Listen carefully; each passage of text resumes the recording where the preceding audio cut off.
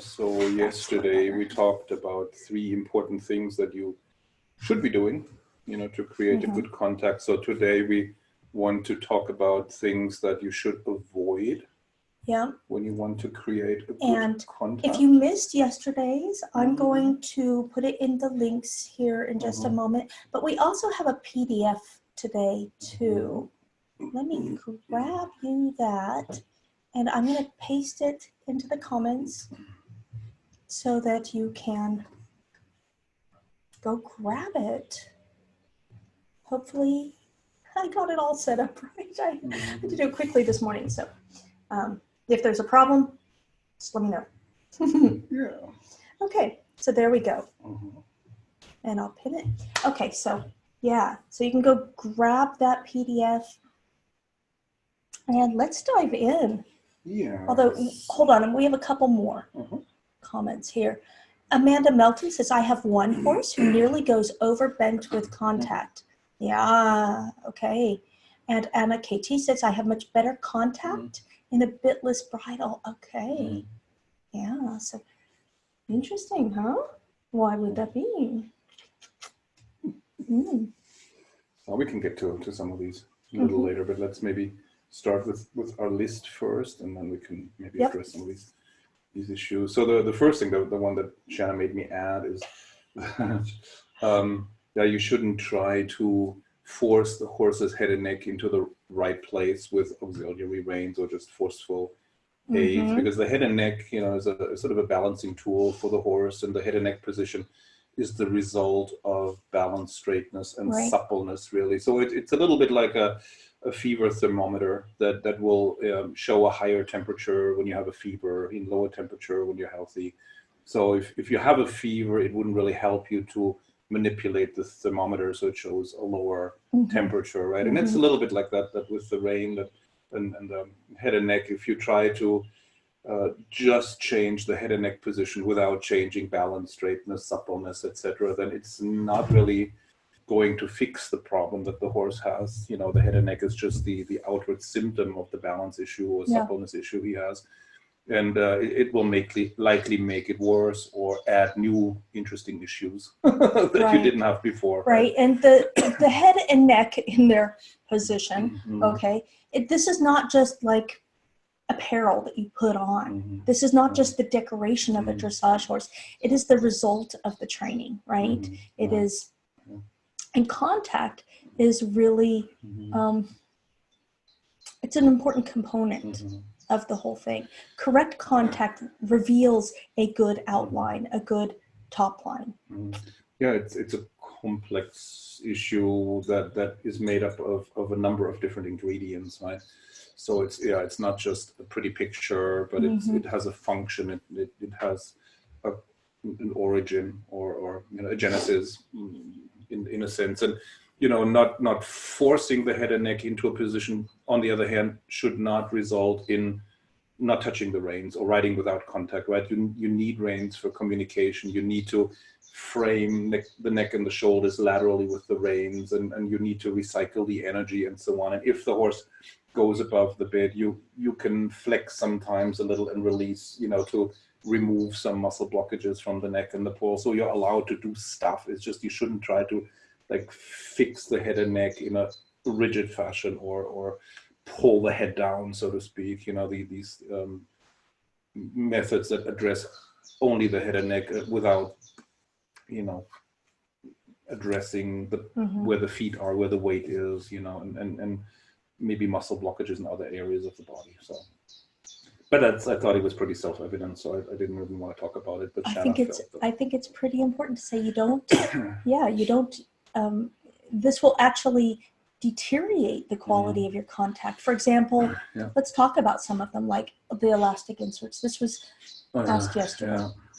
Why are elastic inserts bad? And what other auxiliary reins can you think of that you want us to talk about? Yeah, I mean, these elastic inserts, I personally don't like them because they water down the connection between the rider and the horse. Because then if you give a subtle aid, you squeeze your fingers for a half volt, that gets absorbed in the elastic piece. The horse won't feel it, right? So then you have to make it bigger so that it stretches the elastic, and then eventually the horse feels something, which means now you're giving really big, giant aids. And that's counterproductive when you're interested in fine There's no riding. clarity with the aids with Right. that. Now, the reason people would want to use an elastic insert is because their hands are not steady enough, because their seat is not supple enough yet. And so, but the answer is not to put a gadget onto the reins. The answer is actually to work on the seat. Yeah, exactly. Yeah, there are these gadgety things that are invented supposedly to protect the rider, the horse. But often they become dead ends. They become traps that they insulate the horse and rider from each other, so they can't really feel each other very much. Which means, yes, on the one hand, the horse doesn't get inconvenienced as much by the rider's clumsiness, but at the same time, it blocks the path for the rider to get better. Right. It blocks the communication between the horse and the rider, and it actually prevents the rider from getting to where they actually want to go. Sort of like if he's talking to me and he's saying something I don't want to hear, and it's important that we have this conversation, but I don't want to hear it, the answer is not for me to put pillows over my ears, right?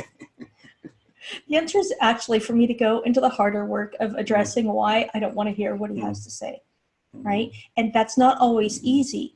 But it's the important work if I want a good relationship with my husband. Same thing if you want to say it in a nicer way. That too. But if you want a good relationship with your horse and you want to take your riding to your potential, you need to not stick the pillows over your ears. Yeah, to me, the underlying attitude behind some of these gadgets always seems to be like, well, you rider are never gonna learn to ride well. So here you go, take this thing, and then you're not gonna hurt your horse as much. You're hopeless. We don't expect you to ever get any better. Yeah. So we're just gonna put this on you so that we keep things a little bit nicer for the horse. But this lacks faith in you as a rider, that you have the ability to learn and improve. Yeah. So I would much rather than develop the rider's seat so that they don't need these things anymore. Yeah. So that's just sort of my own take on things. Well, it's not just your take. It has a strong foundation in classical heritage.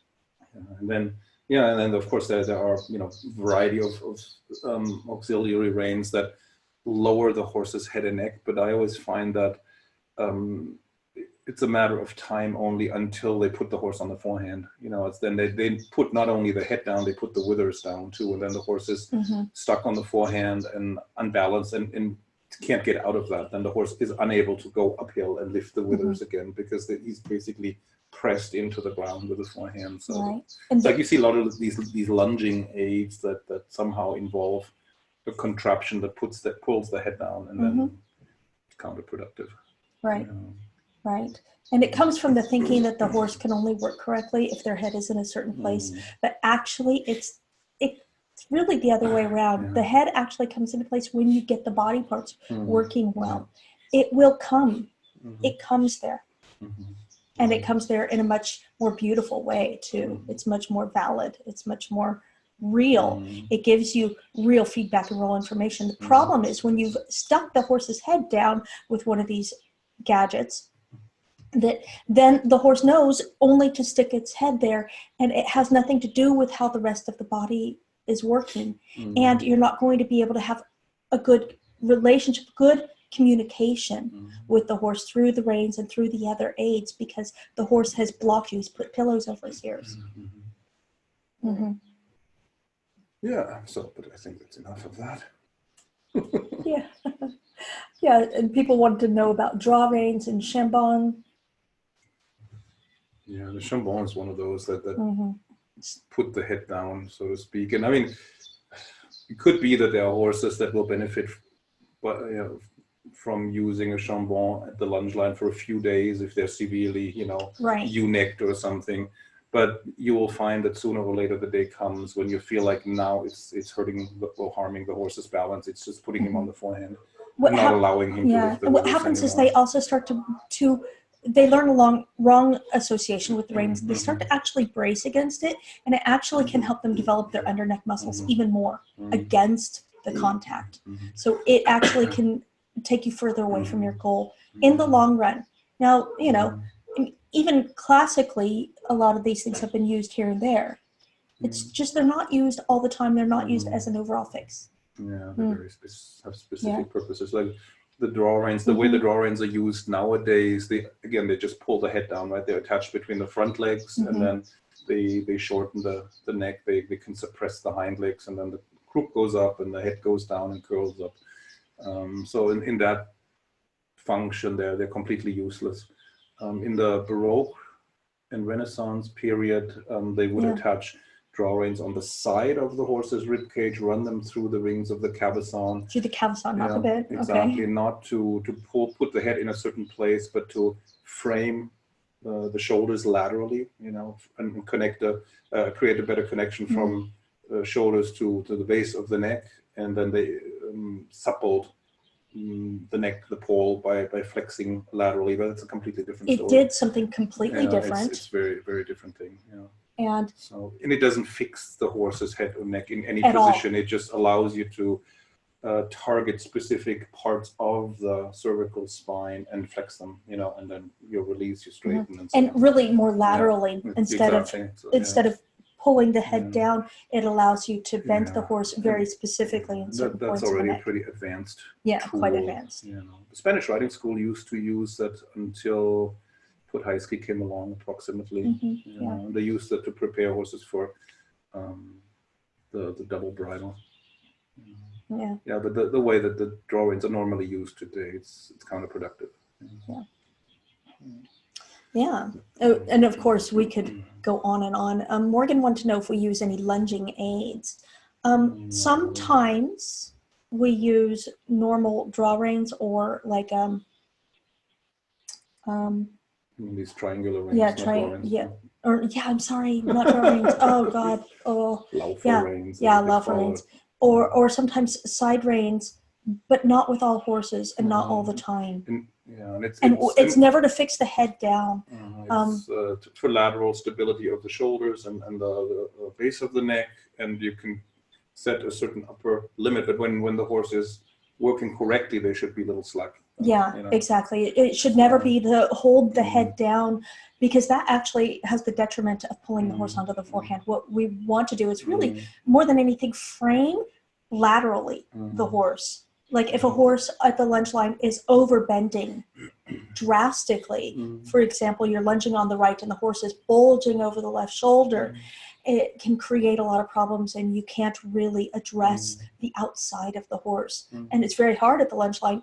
But if you put a draw rein, I keep saying draw rein, side rein on, or sometimes you can double lunge the horse. That can work too, you know, and you can help frame the outside shoulder. So there are some things we use sometimes, but, you know, sometimes you don't need anything. Yeah, as needed.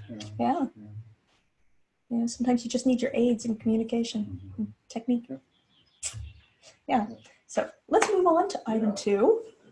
Good. Things you must not do. So when you know you want to create a good rein contact and have the horse move through his back, you have to allow the back to lift. And if you sit too heavily on your seat bones, then you're preventing the horse to lift his back. It's a problem that some people, a lot of people actually have, that they probably were taught to sit heavily on their seat bones, and then maybe the seat becomes a little rigid and static, and then they essentially press the horse's back down with their seats. Also, if you pull your knees up, for example, that tends to slide you back towards the cantle, and then you apply pressure from the seat bones too far back, and the horse's back stays dropped and can't lift. So the horse maybe stays we should inverted. talk about the role of the horse's back in the horse coming on the bit. In order to go on the bit, you have to have this energy connection from the hind legs through the back. So the back has to lift, the rib cage has to expand, the withers have to come up, and then you create this nice round outline. And the lifting of the back has something to do with engaging and flexing of the hind legs, right? And the abdominal muscles. The abdominal muscles. When the abdominal muscles of the horse engage, they pull the hind legs forward, and at the same time, the spine of the horse lifts up the back. lifts up.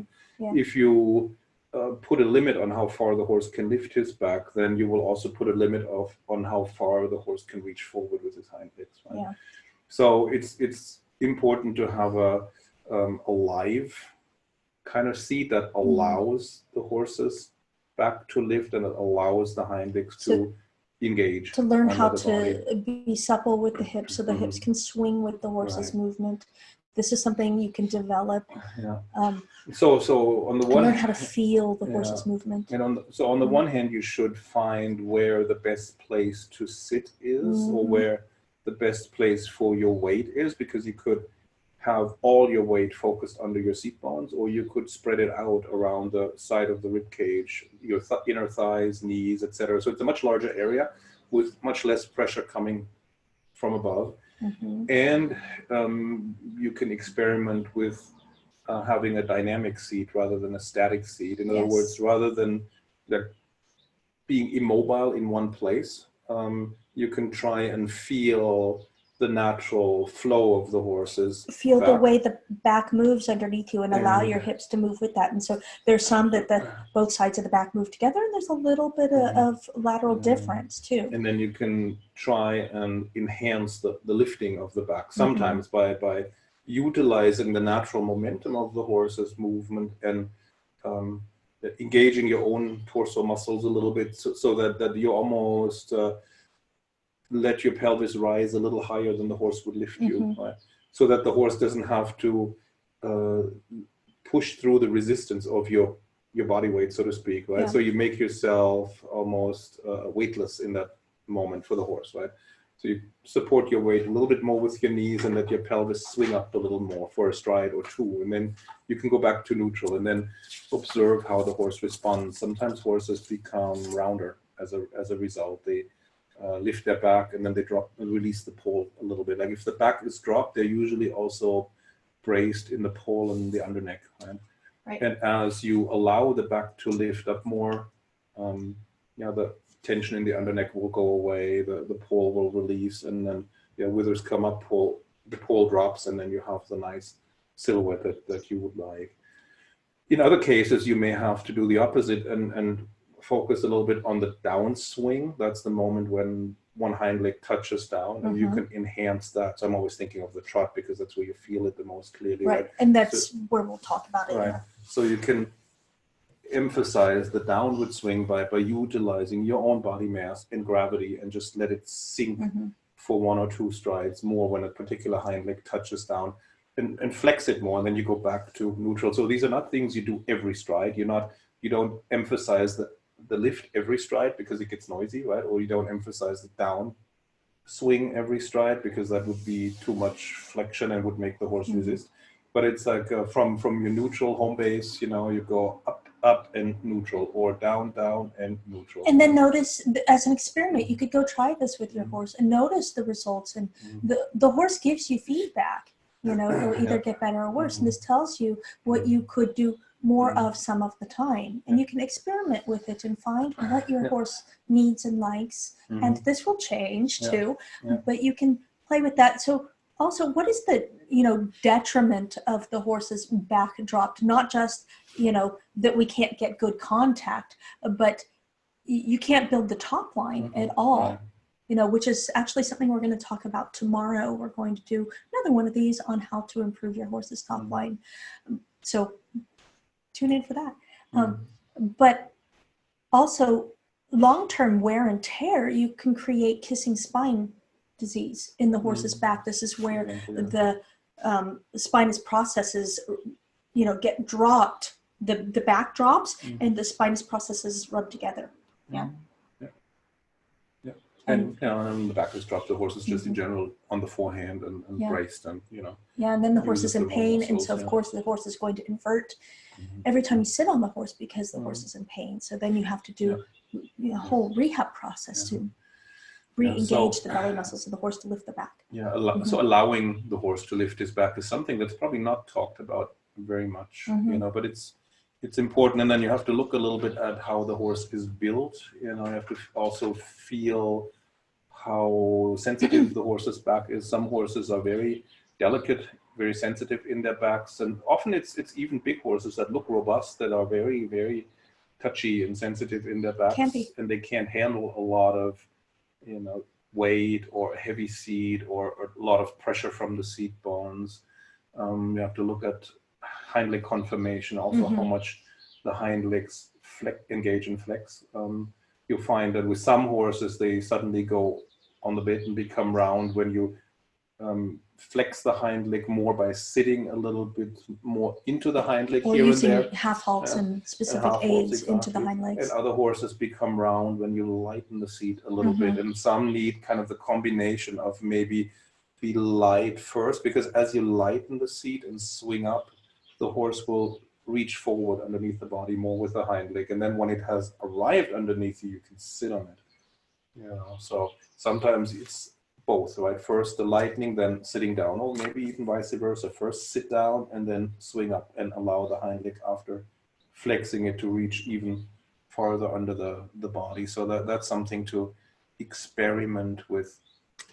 It's important not to be rigid, right? And it helps the horse if you try to sit a little closer to the pommel than the canter, right? Like when I started, we were taught that there should be one hand breadth basically behind us in the saddle, right? So we should sit closer. Depends to the on pommel. the saddle, of course. Yeah, exactly. Saddles were flatter, more open back then. They're not so deep with a deep cupped seat, and we didn't have big knee rolls really in those days. And they were just, these, riding school saddles too, so they weren't fit for each rider.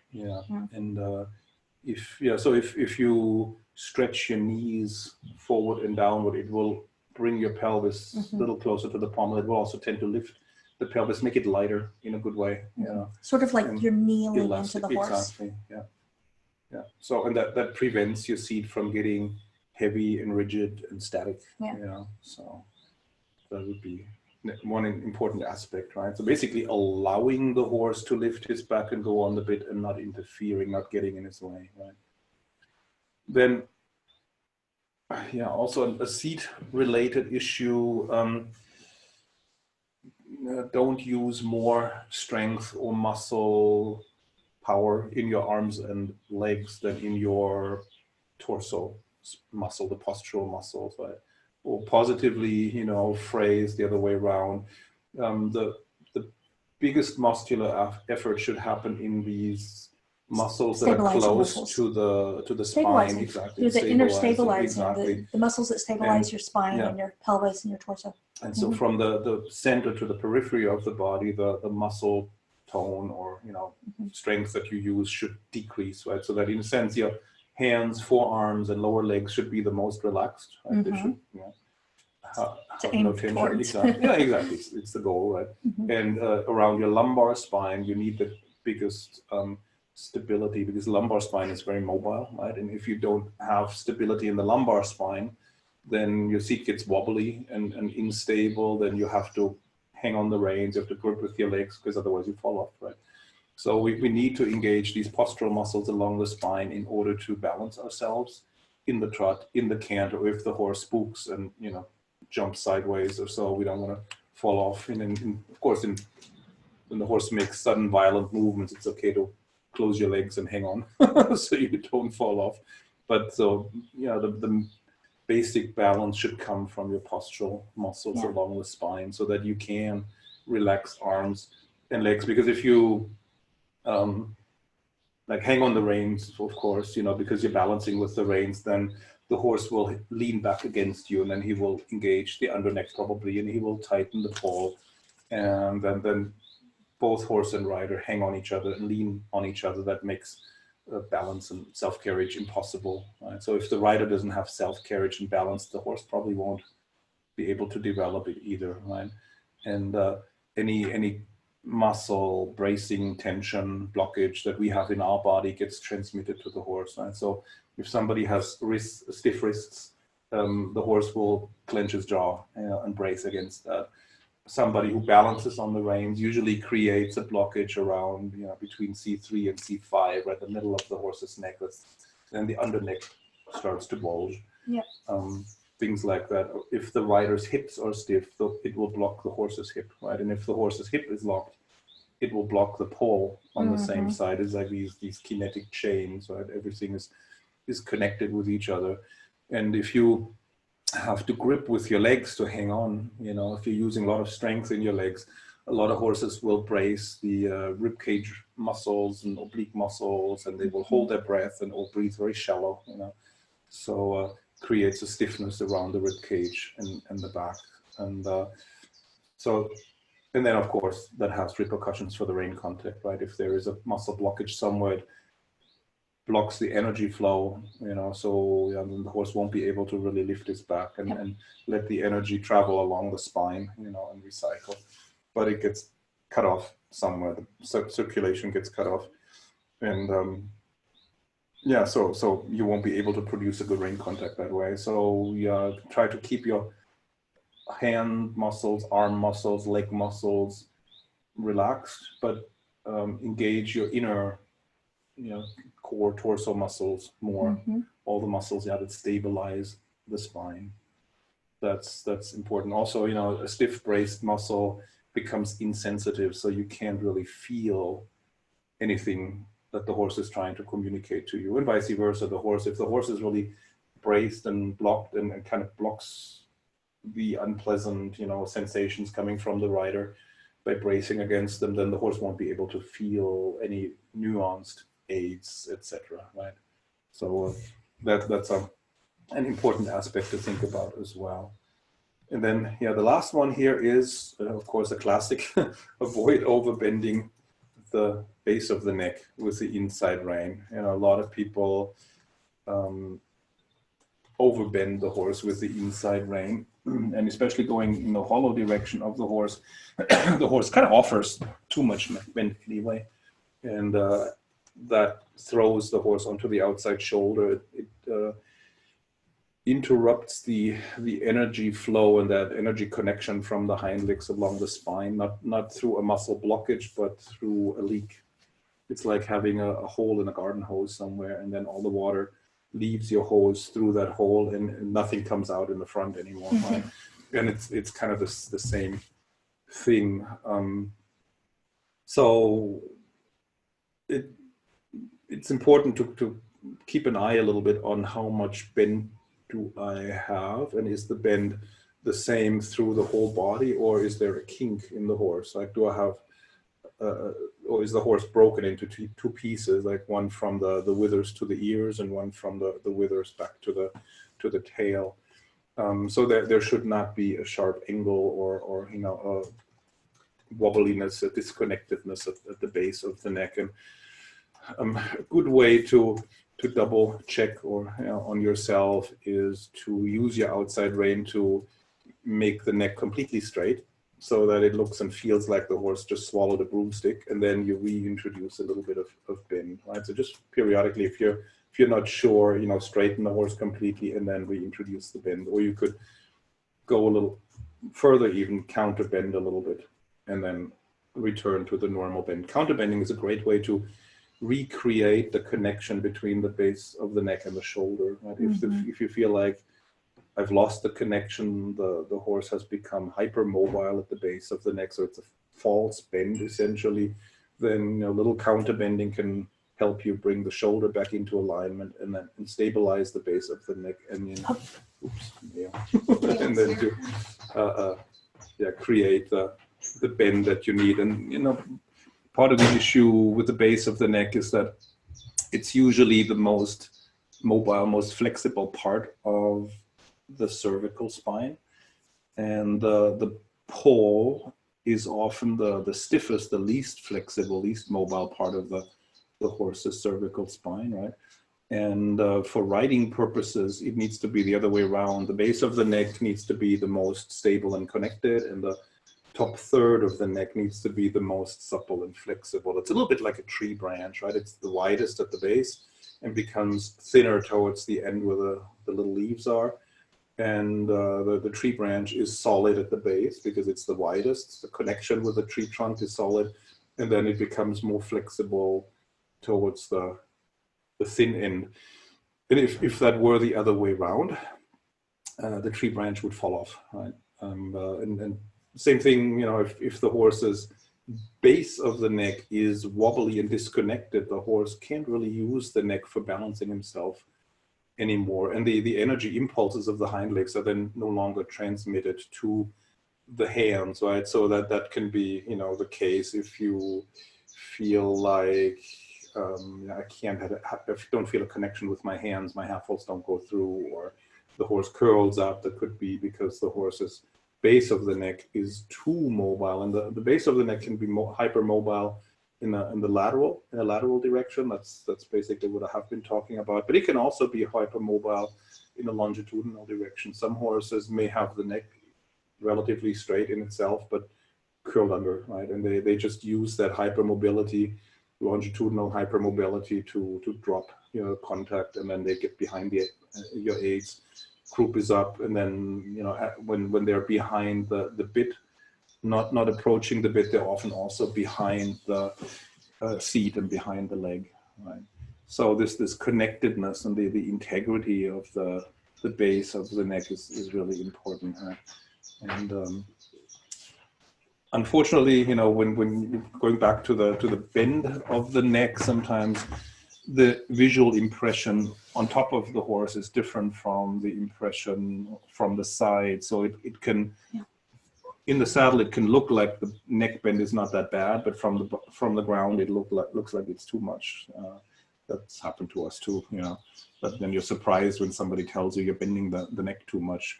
And in some cases, it's the other way around, right? That from above, it looks like the neck is bending, and somebody on the ground tells you, you know, that I don't see a bend. The horse needs to bend the neck part a little bit more too. But, you know, overall, try to create an even bend through the whole body, right? If the neck bends more than the rest of the body, that's an issue. And it's a bigger issue if the neck bends too much, more than the rest of the body, than if the neck bends too little, like less than the rest of the body, right? So we're on the side of less neck bend, so to speak. And sometimes it can be useful to increase and decrease a little bit, play a little bit with the amount of bend. That helps you develop a feel also for how much is adequate or necessary, and from, you know, what point on is it too much, you know. And then of course, if you have a horse with a long, slender neck, they overbend very quickly. Yeah, that's a very, very fine line. With those especially, it's better to keep the neck a little straighter. If you have a horse with a short, fat neck, then they tend to be more on the stiff and rigid side, and then, you know, they're more forgiving when you bend a little bit more. And the old masters actually all said that it was easier to make a short, thick neck supple and flexible than to stabilize a thin, wobbly neck. And it's true, I find that too. I find it's easier to create suppleness and mobility in a rigid neck and paw than to stabilize something that's like a gummy worm, you know, and completely wobbly. Yeah. Yep. So those were our 3-4 don'ts. More male, I guess. No, chimney sweep. Oh, chimney sweep. Oh, okay. Sorry. Yeah. So, yeah. Oops. It's windy here. So let me look at questions, comments. Actually, maybe start with Zoom. Oh, I'm not on Zoom on my computer. Hold on a second. Shana is. Let me look here. I just have to quickly look at the comments on Zoom. Oh yeah, here Georgina says, usually ride bitless, but now riding with bit and wonder if it makes a difference to rein contact. Yes and no. It can. There are horses that approach a bitless bridle or cabeçon more boldly. You get a more solid connection. Whereas, you know, like horses who had maybe bad experience with a bit. Uh-oh. We lost our camera and mic. Hold on.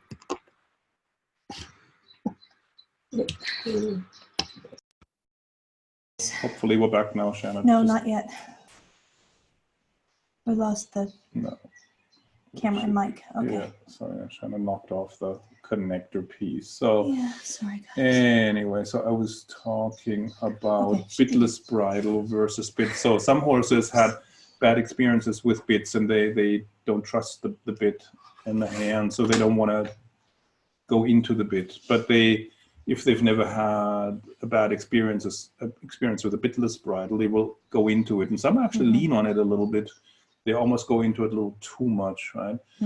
Another difference is that when you apply a rein aid, like if you want a half halt, for example, and there is tightness in the pole or the hip, and the horse doesn't let the half halt go through, with a bit, he can just open his mouth, and then your half halt doesn't go anywhere. It just, dissipates in the open mouth, right? It just vanishes kind of. And when you use a bitless bridle, like a cavesson, then it addresses the nose, the upper jaw, and then the lower jaw is completely out of the picture. So if there is a stiffness, you can actually address it better and mobilize the stiff part better. The horse can't get away from it so much, which is why the old masters trained the young horses with a cavesson and a bit, right? So they would create all that suppleness around the pole with the cavesson. They did a lot of bending exercise because they had horses with short, fat necks. They were not so mobile, not so as well supple. conformed as they are today. Right, exactly. Yeah. So if you have a bitless bridle that can transmit the rein aids precisely, that doesn't slide around on the horse's head and so on, then that can sometimes allow a more direct, access to certain muscles and joints. Yeah. Let's see here. Okay, we did cover lunging and side reins. Okay, I think this is all. Those are all the questions on Zoom, but there's questions on Facebook. On Facebook. A lot. So a lot, huh? A lot of questions, yeah. Yeah. So Kyle Louise had said no contact, very light mouth. That was in the beginning when we asked about issues. Yeah, no contact, light mouth. No contact usually means the horse curls up and stays behind a little bit, so they're not pushing enough with the hind legs. And then in that case, you kind of have to find out where that comes from. I mean, sometimes horses stay behind a bit because the pole is tight and locked up, and then they hide. They don't want to really connect from back to front because that would give you access to the pole, and that would be unpleasant for the horse, right?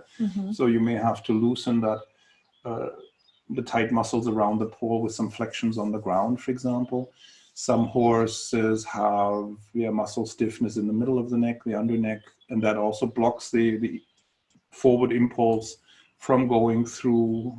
So that would have to be released first before the horse then will actually go forward on his own. Some horses have muscle stiffness around the rib cage that will lead to them sucking back. Some horses have tightness in the hips. So it's good to investigate a little bit which body part is not allowing that energy to go through. Right? And we do that with trying a variety of exercises which help to diagnose where the issues are. We use exercises in our riding to both diagnose the issues and then to fix them. And sometimes it's the same exercise, and sometimes it's a different exercise. Several people said the hands are not quiet. That's a seat issue, and that means usually you have muscle blockages or tensions in your own body, in the arms, elbows, shoulders, most likely. It's not a hand issue, actually. The hands are the symptom. Right? The hands are just relaying what isn't happening in the rest of the body. So the joints have to move with the horse to absorb the motion, sort of when a waiter or waitress, or server as they're called now, I guess, is carrying a tray of drinks, which I'm actually terrible at doing. It's funny.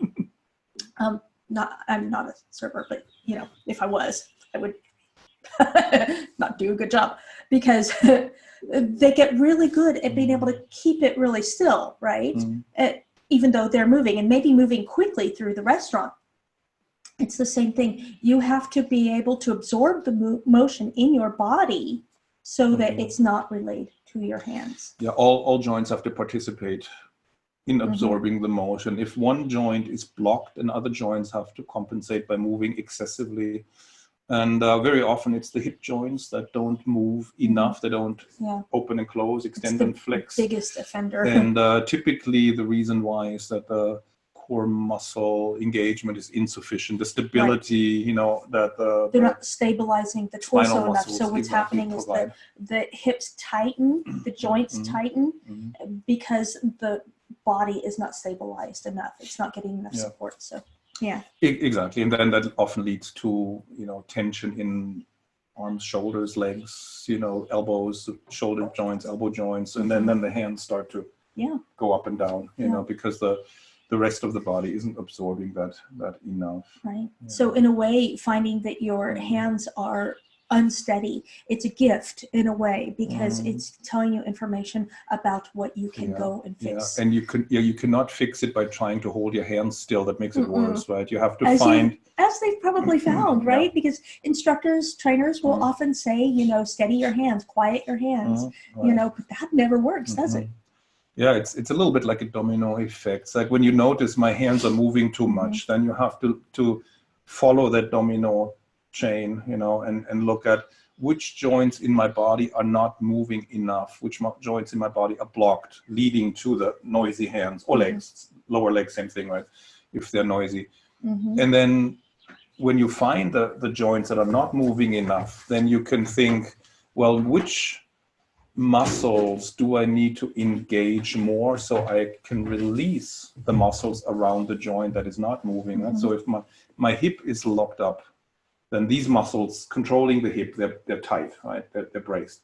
So now I want to release those muscles. But unfortunately, often you can't just let go of a certain muscle, but you have to engage another muscle first to be able to release the tight muscle, right? So it's like this little domino chain. It's like several steps, you know, that you have to make.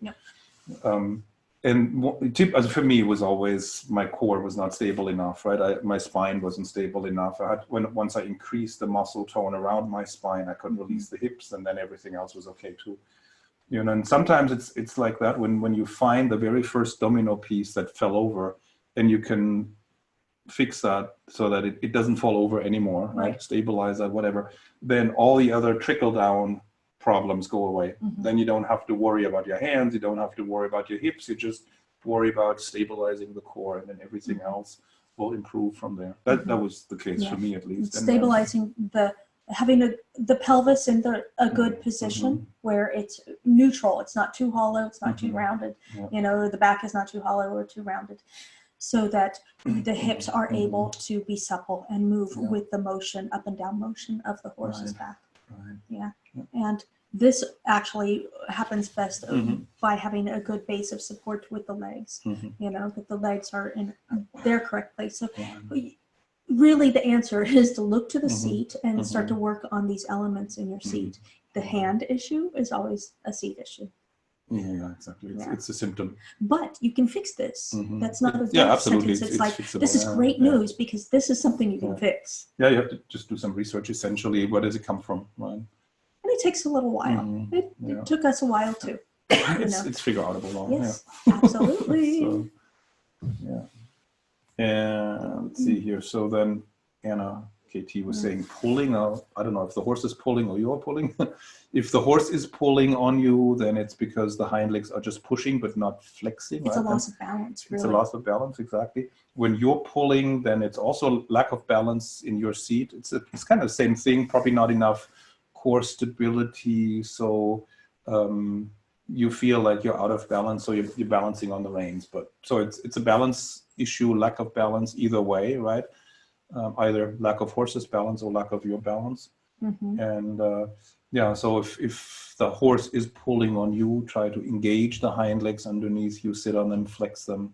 So you could do, you know, little lateral movements to get the hind leg under the body, sit on the hind leg and half hold. We use exercises to do these things. We talked about that yesterday. actually. Yeah, so in the three watch do's. yesterday's if you haven't, and if you did, maybe rewatch it and take some notes. Yeah. And there are specific exercises that we do to bring the hind legs underneath the base of support of the horse, and then to flex them with the body weight. Yeah. So that this improves the horse's balance, improves their carriage. They lift the withers, they lift the back, they lift the withers, and as a result, the contact gets lighter because the balance has improved. Yeah, the Madeline Dorr said uneven contact, that's a crookedness issue. Yeah. If the horse is crooked, he will lean on one rein or be rigid, hard, heavy on one side and light, or maybe not present on the other side. And then when you straighten that out, the heavy contact becomes lighter on the heavy side, or if it was sort of stiff and rigid, it becomes more live and flexible, and on the side where it was too light, it becomes more solid, so it evens out. So that's a typical indication of crookedness. And on the side where you have the heavy contact or the rigid, stiff, hard contact, that's the side where the shoulder drifts. It's the convex side, the stiffer side of the horse. And on the concave side, the horse shrinks away from the contact. Right? Yeah. And so when you fix that, the contact will become more even. And then Amanda Melton, I have one horse who nearly goes overbent with contact. Yeah, if they overflex and lower the head too much so that they get behind the vertical, that's a way of relieving the hind legs, right? The horse's head and neck are attached, in front of the support base, right? It's like when he's trying to talk to me and I leave the room. The horse leaves the conversation. The head and neck have a certain, the neck has a length, and head and neck have a certain weight, which means they also have a certain leverage that they exert over the rest of the body, right? So if the horse lowers the head and neck, he takes weight off of the hind legs and shifts it to the front legs, right? When he lifts the head and neck, the weight tends to be transferred more towards the hind legs if everything goes well, right? Then the hind legs have to support that by sitting and flexing. And if the horse engages the hind legs and flexes, he will lift his head and neck up too. So it kind of goes a little bit both ways. But if the horse lowers the head and neck, it's his way of trying to unload the hind legs. Very often then they lift the croup up, right? And then you feel like you're riding down an incline almost, if that's a little bit extreme, right? It can feel like, even if you're in an indoor arena or a flat surface, it feels like you're riding down a hill. Yeah. In extreme cases, it's really unpleasant. But when you have that, and you bring the hind legs more under the body, flex them more, the horse's head will come up automatically, right? And the better contact in the bitless bridle is we addressed a little bit. Vivian Dixon, one hand can creep higher than another, also horse gradually taking rein. That's true. Some people then have one hand higher than the other. That can have different reasons. What you see fairly frequently is people going in the hollow direction of the horse. So the concave side of the horse is on the inside. The horse will tend to drift through the outside shoulder and lean on the outside rein, and riders compensate without realizing by lifting the outside hand up and taking it forward. Because a higher hand gives you a little bit more leverage in a sense, right? And they compensate for the unpleasant heavy feeling by going up and forward. And the inside hand goes down and back until it sits on the thigh, on the inside thigh. So people often don't realize they're doing that. It's just the body naturally does that because they would like to have the same feel in both hands. And then they try to create it this way. Right? It's a crookedness. It's uneven issue, contact, but it can also come from crookedness in the rider too. It can be the rider, it can be the horse, it can be both. Exactly. Some riders may have asymmetry or a contracted shoulder, and then the hand comes up. Right, happens too. And like I said, I've seen it in countless students with like what I described, going in the hollow direction, that the outside hand comes up and forward, the inside hand goes back and down until it sits on the thigh. Yeah. And people are completely unaware of that because it's such a habit. They've always done that. And it's like horse and rider are a little bit codependent. Yes, absolutely. They reinforce each other's crookedness that way. Right? And like you said, two drunk people, leaning on each other. It's sort of that, Yeah, exactly.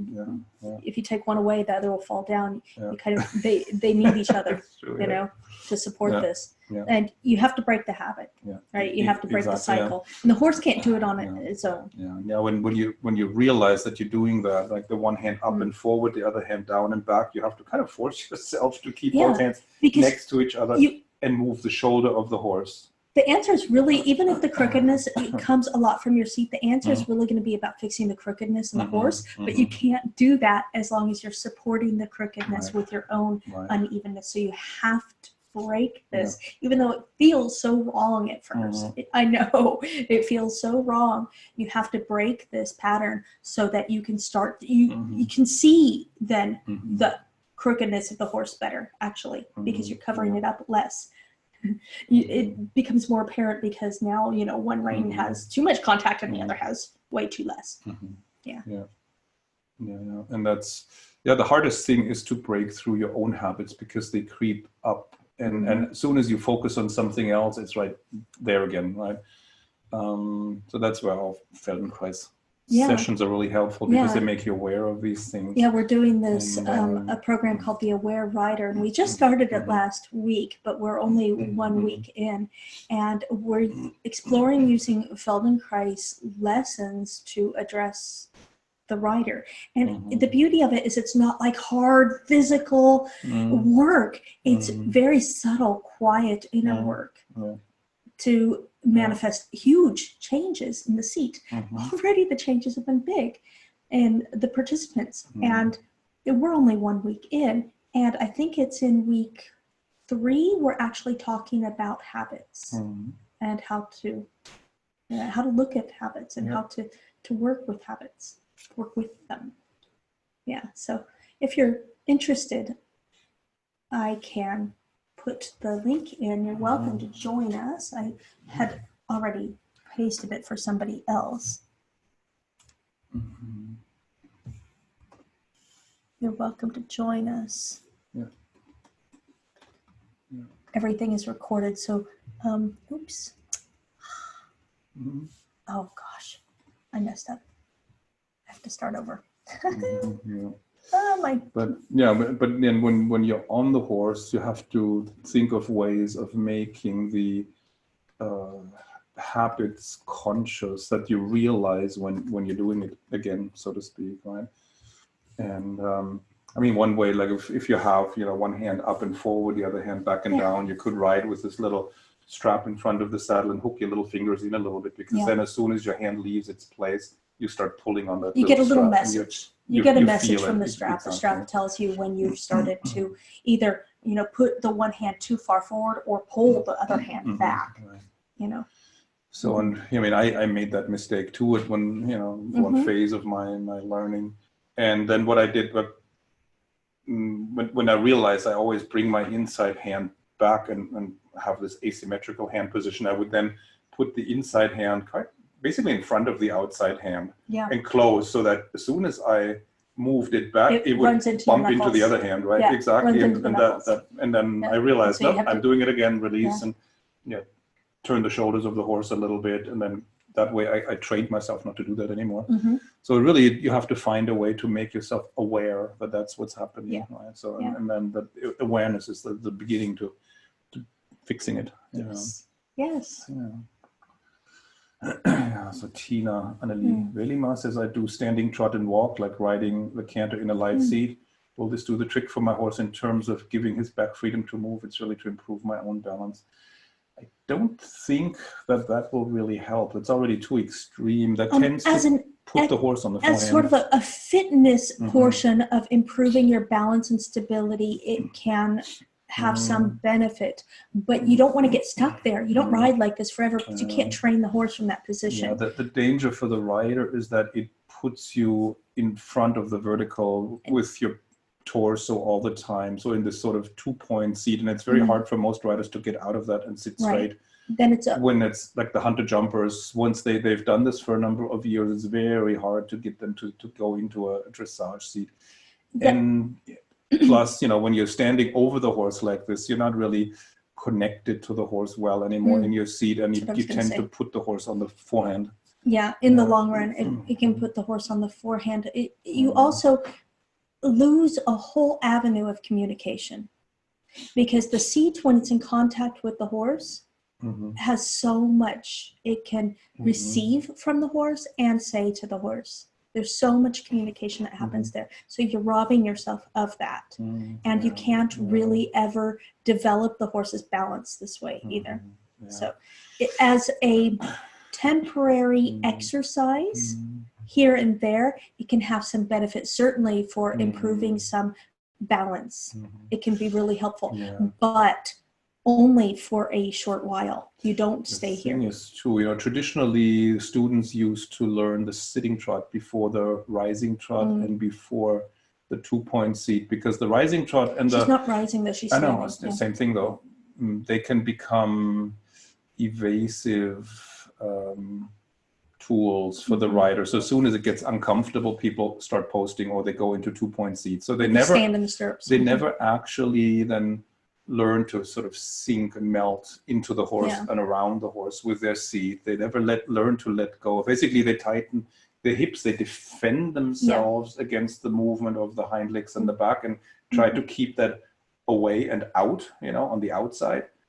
It's almost like a fortified city with a wall, right? It keeps the enemies out. That's sort of the relationship between the seat and the horse in a lot of cases, right? People build this defensive wall so that they don't get inconvenienced by the back and the hind legs. It's uncomfortable when your hips can't move with the movement. It's really uncomfortable for horse and rider. Makes it a lot worse. So you actually have to give up all these defenses and let the horse's movement go through your body. It's like the wind through a willow tree, right?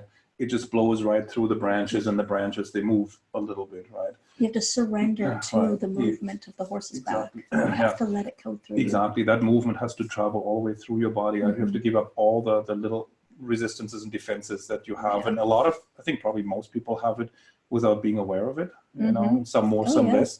I had it, and that's how I came up with that image. I have to let that movement, instead of trying to keep the movement outside of my resisting body. It every time the impulse of the horse comes through you, and it's a little uncomfortable, right? And that's what makes you start to balance. To let it go through your body. You have to just relax into it, melt into it, and allow it to move your body, allow it to move through you. It's a process to get there. And of course, it's a little easier on horses with soft gaits and small movements, and it's harder to do this like on a Frisian who really bounces you. Any horse with stiff hip joints will be hard to sit.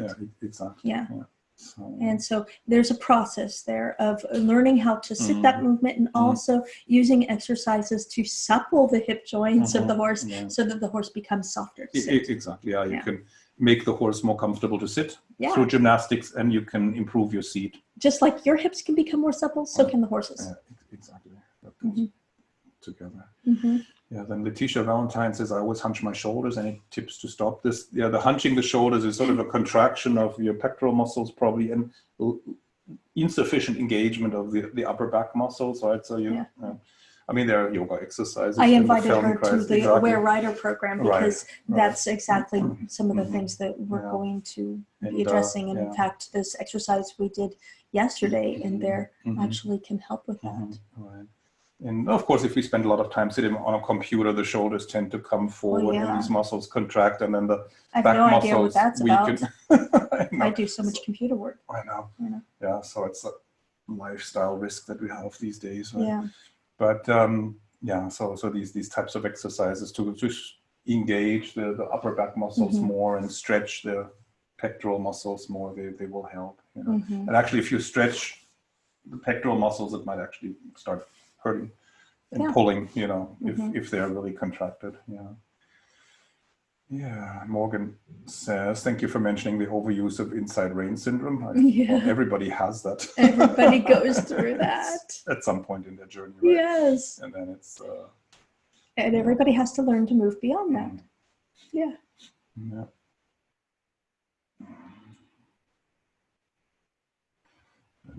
Angela McLeod says the only way to stabilize any neck, though, with a thin or thick, is to have the hind end active. I haven't watched this whole talk, but in the last one you started by talking about the front end of the horse. Contact connection comes from an active hind end. Well, that goes without saying, obviously. Only from that you can achieve a contact connection. Yeah, but you also always look at the whole horse. You should never look at just the head and the neck. Yeah. It's about the whole But you have horse. to channel the energy, because if you just have a pushing hind leg and no lateral frame, it can just bulge out, you know, in different places. So that's where the connection between shoulders and base of the neck is very important. And that's what we're always trying to assert, that you don't just look at the head and neck. You look at the whole horse. You look at the back. You look at the hind legs. You look at how it's all working together as a unit. And that's the important thing. And Georgina says, so does it follow that if your hands are stable, your seat is probably okay? They're very connected. I mean, you know, Steinbrecht says that there's no such thing as a good hand without a good seat, right? So if somebody has good hands, then they usually have a balanced and supple seat, and stable and supple, right? So that it's not wobbly and, you know, uncontrollable, but it's not rigid either, right?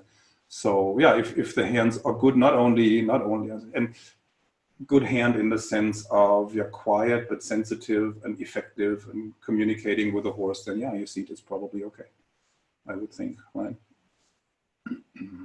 So let's see. Having said that, though, the seat is a lifelong body of work, right? Yeah. You're always working on educating the seat better and learning to better precision with the seat. It's a tool. Tina, back to the standing in the stirrups. It's just for like 5 minutes per training. Yeah, that's okay. Yeah, if you just do it for a short moment of time, it's okay, no big deal. It's just if that becomes like a way of life, then it's not so good. But yeah, 5 minutes, not a and it can be a useful exercise, like I said, for learning balance. What you can do actually, you can use that in a productive way. If you put your toes in the stirrups and you stand and then let your heels sink down, that you try to let your knees and your heels sink, right? You stretch the calf muscles that way, and then your leg can become a little longer, and then you can settle into the saddle. That can be a useful thing to do. So Sue Grukok says, I've been told the width of the neck at the base being wider than at the top is an indication of whether the horse has been worked properly. Yeah, absolutely.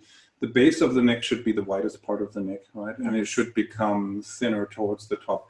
If you have a pencil neck coming out of the withers, it's always a sign that the withers are still dropped. The horse is not really in self-carriage. Especially when you look down and you see it kind of, it's narrow right in front of the withers, and then it bulges further up. This is always a sign that you need to work more on the connection.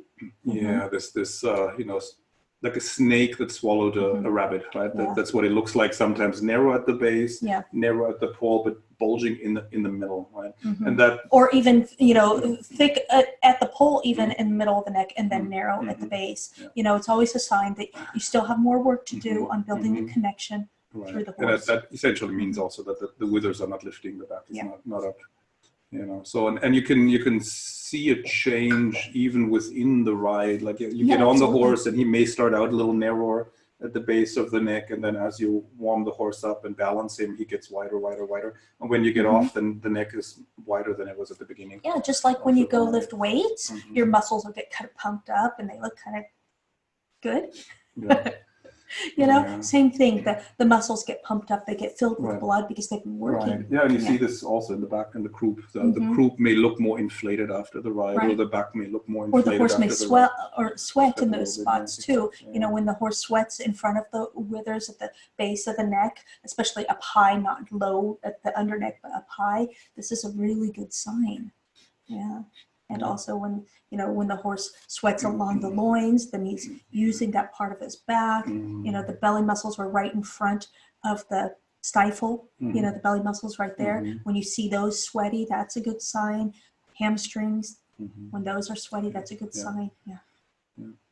It's interesting when you work a horse in slightly cooler weather, and then put a cooler on the horse afterwards. So the horse maybe didn't sweat when you were working, And then when you put the cooler on and walk the horse around, you see little moisture condensation forming maybe over the loin and around the croup, even though the horse is not wet underneath, but it's just because the muscles actually have a respiration, right?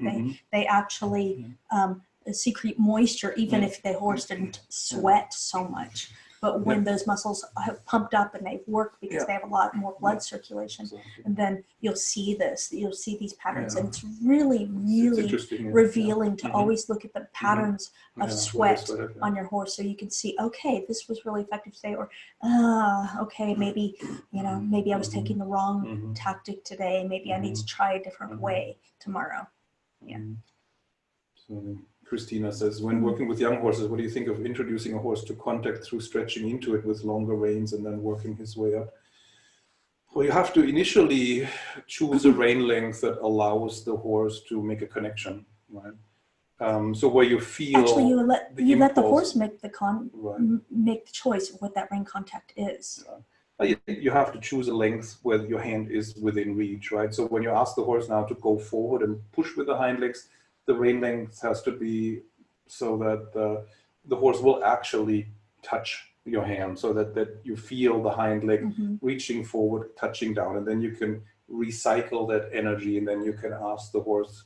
You can have a conversation essentially about balance and straightness and about the amount of rein contact, right? You can ask the horse, now sit a little bit so you don't lean on me, or you can ask the horse, push a little more so that go more into it. Young horse, because I'm the one that rides all the young horses, I meet the horse where the horse is. So wherever the horse wants to put their head and neck, I start there. And I start with a very subtle rein contact in the beginning. I'm not like taking the reins and going, okay, horse, No, I start with a very subtle rein contact feeling. And it's like, it's this no more than I would want to put my fingers in the horse's mouth and feel the horse there. So it's subtle, it's precious in a way. And I start there. And no matter where the horse's head and neck is, I start there. And yes, I work on exercises I teach the horse to stretch forward, downward, yes, but I don't start by, and I'm not sure if this is what you meant or not, but I want to clarify. I don't start with a long rein contact that's looped and running the horse forward, okay, or whatever, to try to convince the horse to stretch forward, downward. I don't do that because this adds wear and tear, and it never teaches the horse the right lessons. Instead, I let the horse choose where he puts his head and neck, and then I meet the horse there with a very communicative rein contact, very subtle, and then from there, I start to work exercises and use my aids to invite the horse to stretch from back to front and forward, downward, but also forward, outward. Yeah, if the rein is too long, then your hand is out of reach. Then the horse loses interest in the conversation, or he never learns that there is a possibility. They have no idea. Of having a conversation. The horse doesn't know if what it's you're a young talking horse, right? So you have to have the reins short enough that the horse can reach your hand and that you can have a conversation. Yeah, so they shouldn't be flopping. Right. If the reins are too short, then you're interfering with the movement of the horse, right? So that's of course not, one of the difficulties, to find a rein length that's not too short, not too long. Right? And then isn't giving the horse the wrong ideas about the rein weather, and that can happen if the rein is too long and flopping, and that can happen if you take too much contact too early, and too much contact, it's not too early, but too much contact that gives the horse the wrong idea. Then they start to actually brace against it. It becomes something that they brace against, like I'm bracing against this chair here. It becomes part of the furniture. And it's essentially, it's like picking up the phone and saying hi, right? And then you have a conversation. It's the same thing with that as you get on, you pick up the reins, you create that initial contact. It's like picking up the phone, saying hi, and then you listen to the horse. It's like, how are you feeling? So and then you see how much is he pushing, what's the quality of that contact? Is it soft? Is it hard? Is it a dead contact? Is it a live contact? Do you feel like there's a little electricity flowing here? There's so much communication that happens through the reins. Is it light? Is it the same on both sides? Is it like a consistent contact, or is it like intermittent? Like gone 1 second and then back the next second, you know, all these things. And then you can have this conversation with a horse about the balance, the straightness, the suppleness, which will then shape the details of the contact, right? If you feel like there's not enough contact, then you may have to ask him to push a little more behind, or you feel, or you have to ask him to increase his energy output. It's like, come on, don't slack off here, don't be lazy, right? Give me a little more. Yeah, work a little harder, right? If it's too much contact, then you can tell the horse, sit down a little behind, carry yourself, you know. If it's uneven, more on one side than the other, then you may have to look at the alignment of the hips and the shoulders and tell the horse, come on, move the shoulders a little bit this way, or move the pelvis a little that way, so that both hind legs actually reach your hands, right? You want to feel the right hind leg in your right hand, you want to feel the left hind leg in your left hand. And if the horse is crooked, you will not feel one hind leg, right? Because it is off to the side, it goes in a different direction. And then, you know, you don't have that feeling of the horse stepping into the bit. It's like an old expression, right? The horse should step with his hind legs into the bit and make contact. And it's something that you can't at all understand until you've felt it. Yeah, it sounds weird at first. Yeah, I was like, well, okay, you know, until I actually felt it, and then you understand what they meant by that. Yeah. But yeah, with young horses, I have a visualization I always use with young horses, that I'm always thinking of feeling the reins, and it's just very soft, delicate contact, just really very feeling and receptive and elastic. And like I said, it's like I have my fingers just in the corners of their mouth, very softly. And then I think of each hind leg stepping forward towards the rein on that side. And then later, I do some lateral work, I think of it going diagonally. But initially, it's just right hind leg goes towards the right side of the horse's mouth, and left hind leg goes towards the left side of the horse's mouth. And this is really helpful with the young horses, because they can be really wobbly and all sorts of things. And this really helps to establish a good way of going very quickly with young horses. Yeah. Good foundation. And then Angela Harrigan says, should you be massaging the outside rein to keep the bit alive in its mouth? I'm not a big fan of that, I have to say. The thing is, you should be sensitive, receptive. He hates it when I babble at him about nonsense. It's the same thing. Everything you do needs to be a conversation. Exactly. So it shouldn't just be, if you're trying to like soften because the horse is bracing, that can be one thing. Exactly. And then it's a conversation. But if it's just chatter, just massaging for massaging's sake, this becomes babble. This becomes something the horse just tunes out. Exactly. It shouldn't be a fiddling with no communicative purpose. Like, you know, I try to hold the reins in a receptive, attentive way. So I'm trying to feel what's going on the other side of the phone line. Always communicating a little bit. And then I will. But I'm not like. Yeah, and I will become active when I feel like there's something I need to tell the horse, like please let go here, or would you give here if I wanted to? Would you, you know, things like that. So, but it's not a constant, you know, mechanical fiddling sort of thing. It's always with an intention. It's a question I ask, or it's a request I have for that. Please give here, or could you do this? You know, and if I ask. And what you're doing with the rein, you're always doing with the whole body too.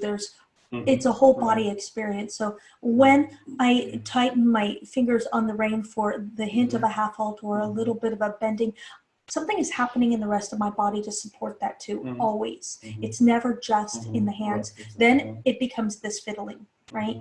And then the horse learns that the reins can mean nothing and to tune it out. And I don't want that. I want my horse to pay attention every time I say something, so that I can speak with the lightest, finest aids possible. Yeah, that would be sort of the equivalent otherwise of driving every step with the legs, right? That's something that we were taught as teenagers, you know, drive left, right in the walk every stride, or in the trot, drive both legs every stride, but then they tune you out, right? Yeah. It's like a dripping faucet. And riding becomes so hard. I know. Yeah, it's you know, like a dripping faucet. Yeah. It may drive you nuts at first, and then you don't hear it anymore at some point. That's the same with anything you do in a monotonous, constant way, whether it's a leg aid or a rein aid, anything that's like with no communicative purpose, with no message behind it, and just wah, wah, wah, wah, wah, wah, that, you know, the horses ignore it at some point. Yeah. You know, depending on their mindset. And they might learn the wrong idea, yeah, like exactly. the wrong idea that the rein often can mean absolutely nothing and to ignore it. You know, then you have to speak louder to get the horse's attention. And I don't want that in my riding. I don't want that with my young horses. I don't want that with my higher trained horses. I don't want them tuning anything out. I want them to pay attention. At the slightest whisper, I want them to go, ooh, she just said something interesting. Let me pay attention here. Yeah. So Miranda says, I don't feel hind legs in my rein contact. I've never felt that. That's interesting. It's, you're not alone. Yeah, it takes a while to feel for that. Have faith. Keep doing the work. It's a very, very subtle change. It's a little impulse that happens. It's like putting your fingers on an artery, right? When it's something that you don't feel the first time you try it, probably either. You have to look a little bit, and then you have to become sensitive and be sort of very quiet and listening, and then you feel a little bit of this pulse. And it's a little like that with the reins. Like when the hind leg reaches forward, it fills the rein contact. When it touches down, it culminates. Right? Right, So and it's not just like with this, it's not just about being able to feel the pulse, but being able to feel the quality of the pulse. Like I went to an acupuncturist who takes your pulse, and she can tell all sorts of things. She knew when I was pregnant, you know, or not, you know, before I did, you know, by just feeling the quality of the pulse. She could feel all sorts of things in the body just by feeling the pulse. And it's that sort of thing. It's a skill that is cultivated over time. And keep working the exercises, keep doing the good work. And it will, you'll start to get a little hint of it, a little hint, and you'll be like, what? Well, yeah, I mean, and then it'll get better. Could be that it's just a level of detail that you haven't paid attention to because it's so fine. So it could be it's there, you just haven't picked up on it yet. Yeah, I'm trying to remember. Could also be that there is no pulse there because maybe the horse isn't stepping forward enough with the hind legs. It could be that the impulse of the hind legs isn't transmitted enough because maybe your abs and back muscles the seat are not isn't connected, because I don't just feel it in the reins, I feel it in my whole body. Right, exactly. And sometimes I feel it more in the body than the reins. So it's something that happens by the circle of the aids in the horse being connected enough that the aids are transmitted through, and the circle of communication in your body is connected enough that you receive it all. So, yeah. You can check whether you have a connection from your elbows to your pelvis or torso. If the elbows are not connected to the torso, you may not feel that either. Then, of course, there could be that the reins are too long or too short. Right? If the reins are so long that there is not a good connection, then you won't pick up on these subtle changes. Or if somebody like really shortens the reins and holds on, then the horse's head and neck can't move anymore at all, right? And then or if the horse has learned that the reins are just part of the furniture and to kind of seek them for support, then you're not going to get all of the clarity of information through the rein contact that you can get when the horse learns, you know, to pay attention to the reins, that they actually are saying something, and that everything that you do with the reins it should have an effect on the horse. The horse needs to respond. Right. Yeah, so the energy impulses of the hind legs have to travel through the horse's spine to arrive in your hand that way, and they have to travel through your midsection, pelvis and lumbar spine, for you to be able to feel it. And if you can't feel it, like I said, could be that you just haven't paid that close attention yet to these little fine details, or it could be that the connection through the horse's spine or through your midsection isn't solid enough yet, you know, so the impulse doesn't arrive enough yet. It's a possibility. It's something to research to find out. Yeah. So those were all the questions. Yeah. Awesome. Okay. Then I guess we can wrap it up. Thank you all for showing up. And it was a little bit longer today, an hour and a half. Yeah. So thank you everybody for showing up.